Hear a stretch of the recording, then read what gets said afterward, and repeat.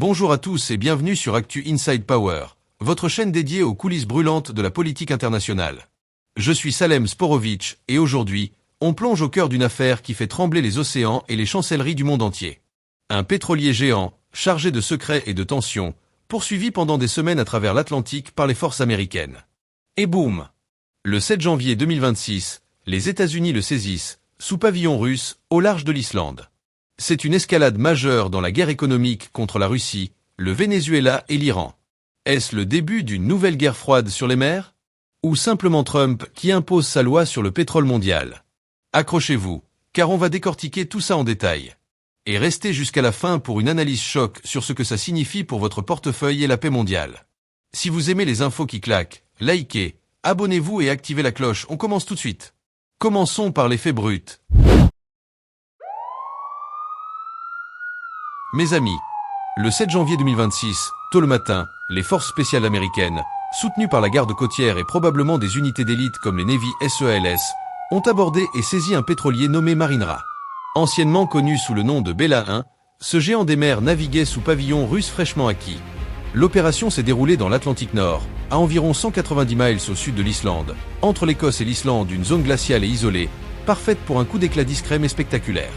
Selon les sources officielles américaines, le navire était vide au moment de la saisie, mais il était soupçonné de faire partie de la fameuse flotte fantôme, ces tankers qui contournent les sanctions internationales pour transporter du pétrole vénézuélien, iranien ou russe vers des marchés illicites.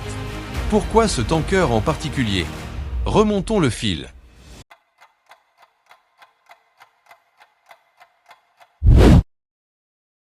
Tout a commencé fin décembre 2025. Quand l'administration Trump a imposé un blocus naval strict autour du Venezuela suite à la capture de Nicolás Maduro lors d'une opération militaire controversée. Maduro, allié de longue date de la Russie et de l'Iran, était accusé de narcotrafic et de corruption. Trump, fidèle à sa promesse de campagne, a déclaré « On prend tout le pétrole ». Et il n'a pas blagué.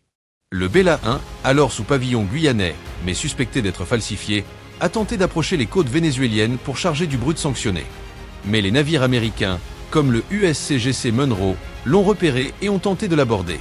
Le tanker a fui, traversant l'Atlantique à toute vitesse, poursuivi sans relâche.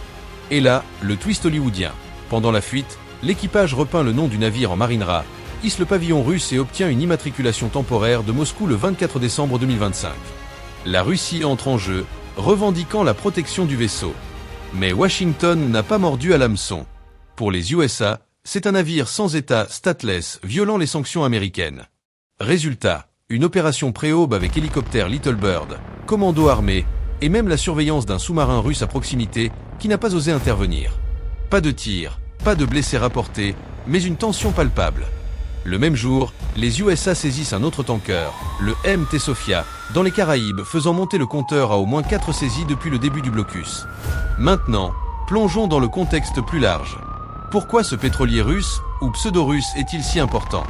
Pour comprendre, il faut remonter à la géopolitique du pétrole, ce sang noir qui fait tourner le monde.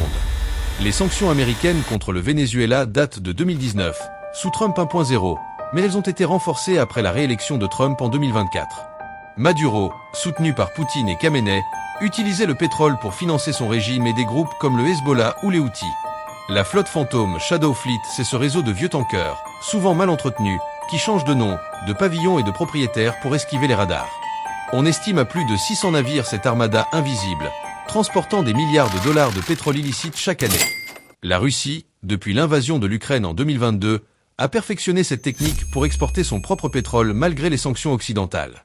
Poutine a besoin de ses revenus pour financer sa guerre, plus de 100 milliards de dollars par an rien que du pétrole. L'Iran, de son côté, utilise ses tankers pour alimenter ses proxys au Moyen-Orient.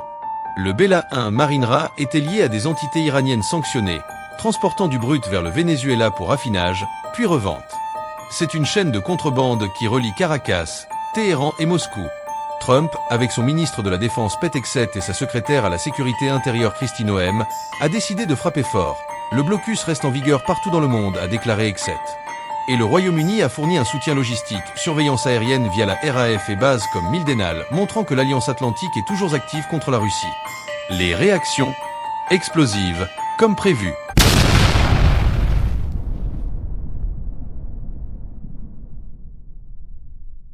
Moscou a hurlé au scandale. Le ministère russe des Affaires étrangères parle de piraterie d'État, de violation flagrante de la Convention des Nations Unies sur le droit de la mer de 1982. Cela mènera à une escalade militaire et politique dans l'Euro-Atlantique, ont-ils averti, évoquant une baisse du seuil d'usage de la force contre la navigation civile. Un député russe a même appelé à torpiller quelques bateaux américains en représailles, des mots forts qui font froid dans le dos. Poutine, qui a évité de critiquer Trump personnellement, fait face à un défi, protéger sa flotte fantôme sans déclencher une confrontation directe. Trump, de son côté, refuse de confirmer tout contact avec Poutine sur l'affaire, mais des sources anonymes parlent de demandes diplomatiques russes pour lâcher le tanker. Du côté vénézuélien, c'est la panique. Avec Maduro capturé et son régime en miettes, le pays est sous tutelle américaine temporaire.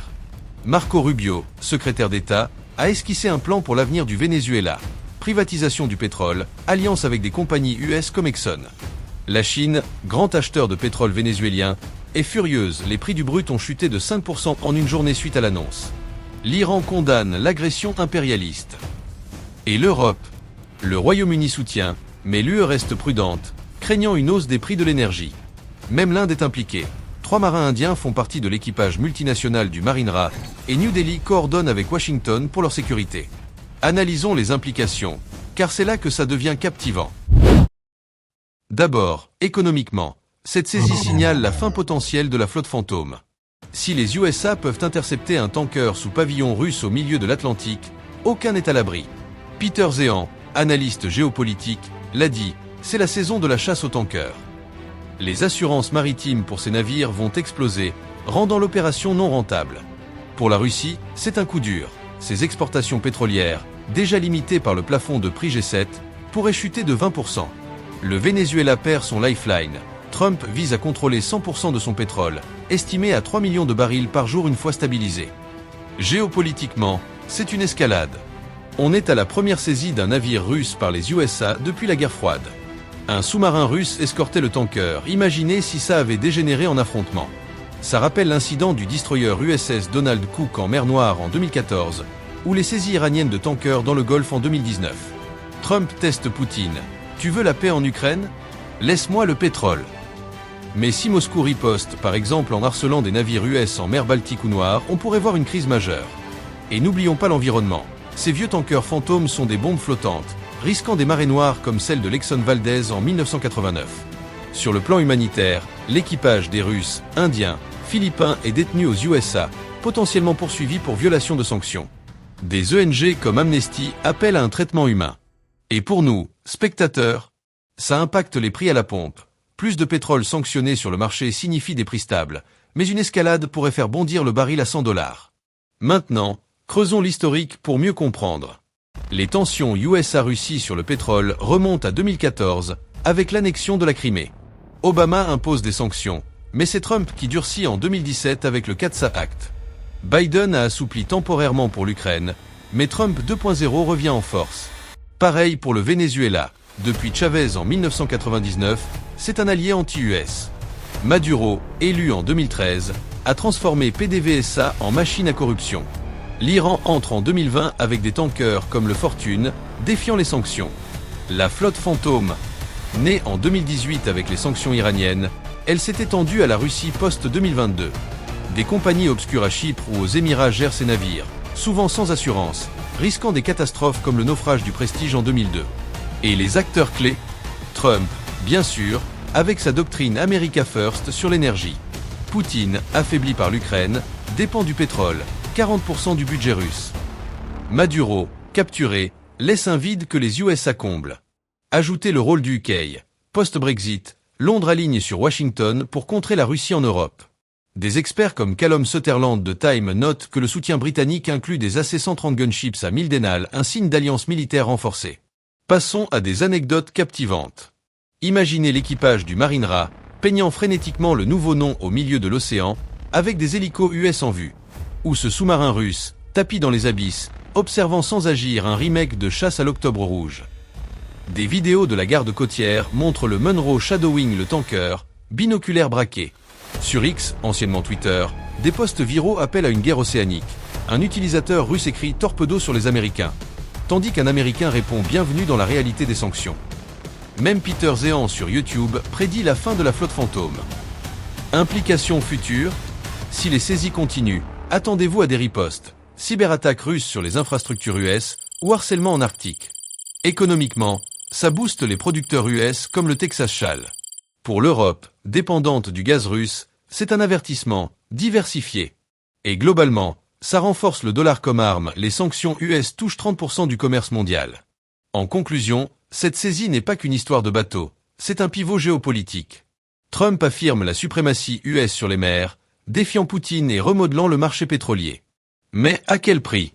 Une paix fragile ou une escalade? Tension totale. La Russie met en garde les USA sur le sort de ses citoyens. La Russie est en colère. Elle exige que les Américains traitent avec respect les citoyens russes arrêtés sur le navire Mariné après l'intervention musclée des forces US. Moscou prévient, elle surveille chaque mouvement des militaires américains sur ce bateau. Le message est clair, pas question de maltraiter les Russes ni de les retenir illégalement. La Russie demande leur retour immédiat au pays et accuse Washington de jouer avec le feu. Les États-Unis vont-ils écouter ou continuer à imposer leurs lois en pleine mer, comme s'ils régnaient sur le monde? Dites-moi en commentaire, Trump a-t-il raison? Ou risque-t-on une guerre? Likez si vous voulez plus d'analyses comme ça, abonnez-vous à Actu Inside Power pour les scoops politiques, et partagez.